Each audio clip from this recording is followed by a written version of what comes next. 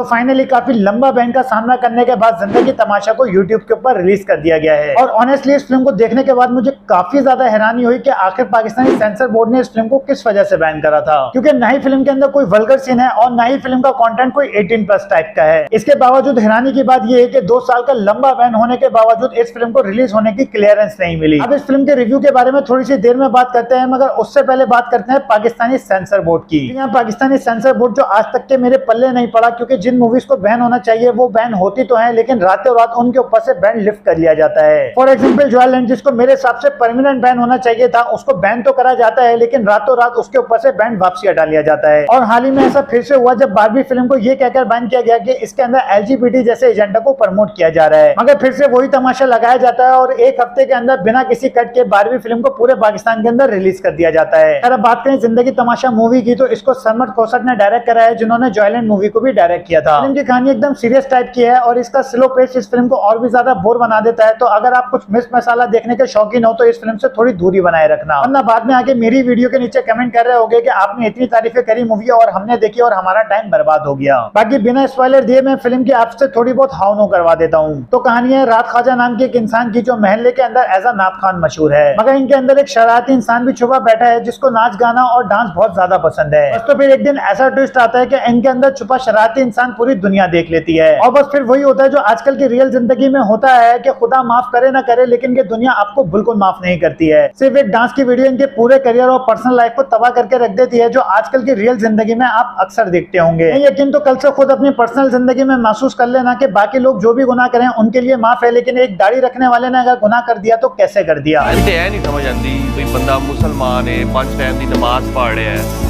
हर शहर की पाबंदी लग गई है। बाकी मूवी का स्क्रीन प्ले बहुत ज्यादा ही स्लो है, जो आपको बार बार बोर होने का चांस देगा। लेकिन एक चीज अच्छी नजर आएगी कि फिल्म के नाम को सूट करता हुआ एक गाना है जो आपको बार बार एंटरटेन करता रहेगा। बाकी बात करें फिल्म की कास्ट की, तो आरिफ हसन ने कमाल कर दिया है और इनकी एक्टिंग को देखने के बाद आप इनको 10 में से 10 नंबर देने पे मजबूर हो जाओगे। और फिर सनिया मुमताज, इनका फिल्म में रोल होना या ना होना एक ही बराबर था। बाकी ईमान सुलेमान आपको थोड़ा बहुत सरप्राइज कर सकते हैं, लेकिन असल लीड कैरेक्टर के अंदर आपको आरिफ हसन ही नजर आने वाले हैं। अब बात करें फिल्म के सबसे बड़े नेगेटिव के बारे में, तो वो है फिल्म की एंडिंग, जो मेरे बिल्कुल पल्ले नहीं पड़ी। मतलब कि आप पूरी 2 घंटे की फिल्म देखो और एंड में आपके हाथ में कुछ न लगे तो समझ जाना आपका वक्त बर्बाद हो चुका है। और कुछ ऐसा ही हुआ है इस फिल्म की एंडिंग में, मतलब कि एकदम बेसलेस एंडिंग कर दी गई है, जिसको देखने के बाद आप बोलोगे कि अच्छा ही हुआ इस फिल्म को सिनेमास के अंदर रिलीज नहीं किया गया, वरना आपको पैसा और वक्त दोनों बर्बाद हो जाते। खैर अब तो फिल्म यूट्यूब के ऊपर एकदम फ्री में अवेलेबल है, देखो और मुझे बताओ कि आपको फिल्म कैसी लगी। फिर मिलते हैं नेक्स्ट वीडियो के अंदर। अगर वीडियो अच्छी लगी हो तो सब्सक्राइब जरूर करते जाना।